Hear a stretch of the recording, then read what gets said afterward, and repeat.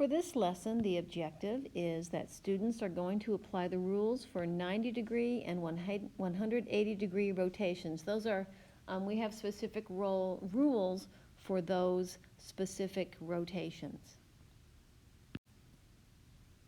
So we'll first talk about a rotation of 90 degrees, and let's just sketch a graph so we can kind of visualize what that looks like. I have my y-axis, I have my x-axis, positive x, positive y.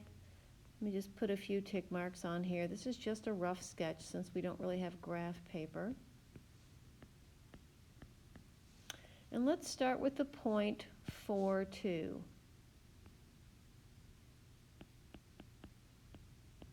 I want to rotate that point 90 degrees in the positive direction.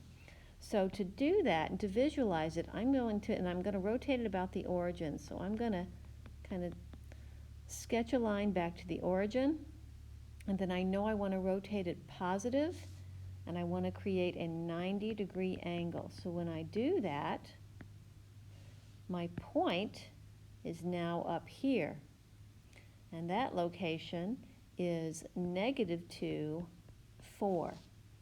So in symbols, here's what I did. I rotated about the origin positive 90 degrees. I started with 4, 2, and I ended up at -2, 4. So I start at 4, 2, and I end at -2, 4. This is my original x, this is my original y. So when you look at that, and you look at the end point, this is actually -y and x. So that's the rule for a positive 90-degree rotation, okay?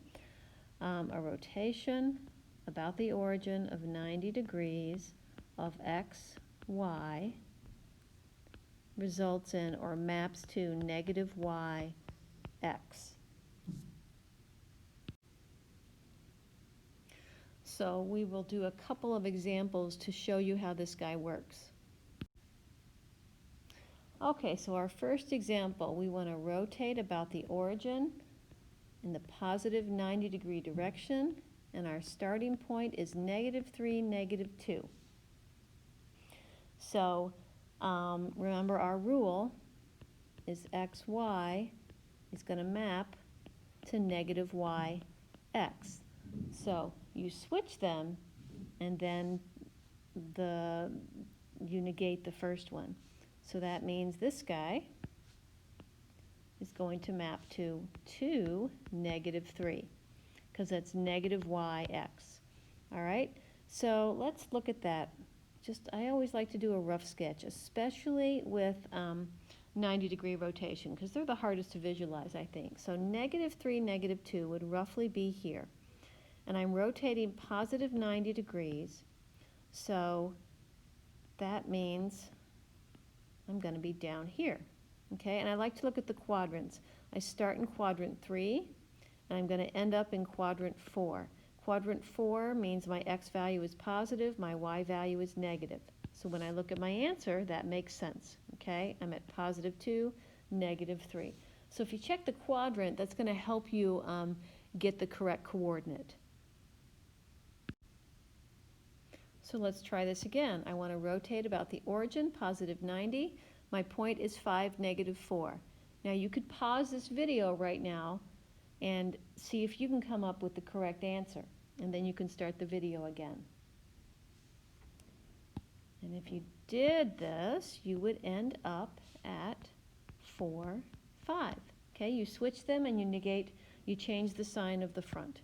So if I were to sketch this, 5, -4 is quadrant 4. If I'm rotating positive 90 degrees, that's going to move it to quadrant 1. And my answer is a quadrant 1 point, so I'm pretty sure that it's going to be correct. So next we'll look at rotating -90 degrees, and basically we're going to go in reverse of what we just did. So let's sketch our original point of 4, 2. And do that again. 1, 2, 3, 4, 1, 2, 3, 4, 1, 2, 3, 4. So 4, 2 is about right there. Now I want to go in the other direction. So now I'm going to be down in the fourth quadrant. Okay?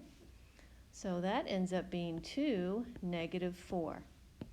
I still flip-flop the x and y, only this time I'm changing the sign of the new y location. So let's see, how do we write that?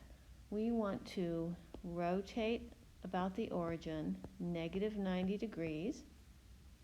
If I start with xy, my rule is going to be y -x. And again, all I do when I'm rotating 90, no matter which way I go, I switch the x and y, and then I think about what quadrant my answer should be in, and that's how you can attach the appropriate signs.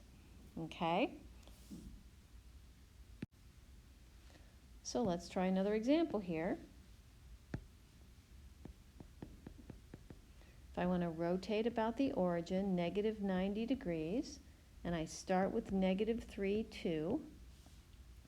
If I sketch it out without even thinking about the rule, -3, 2, that's quadrant 3. -90 means I'm going clockwise, which means I'm going this way. And that's going to put it in the first quadrant.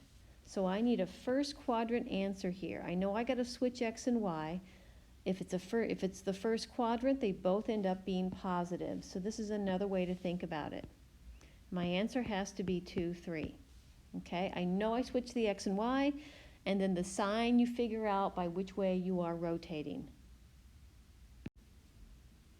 So finally, we're going to talk quickly about rotating 180 degrees. Again, we'll start with 4, 2, so we'll draw our little x and y axis again. 1, 2, 3, 4, 1, 2, 3, 4, 1, 2, 1, 2, 3, 4. Okay, I put in 4, 2, roughly right there. This time, if I'm rotating 180, I'm going to go through the origin.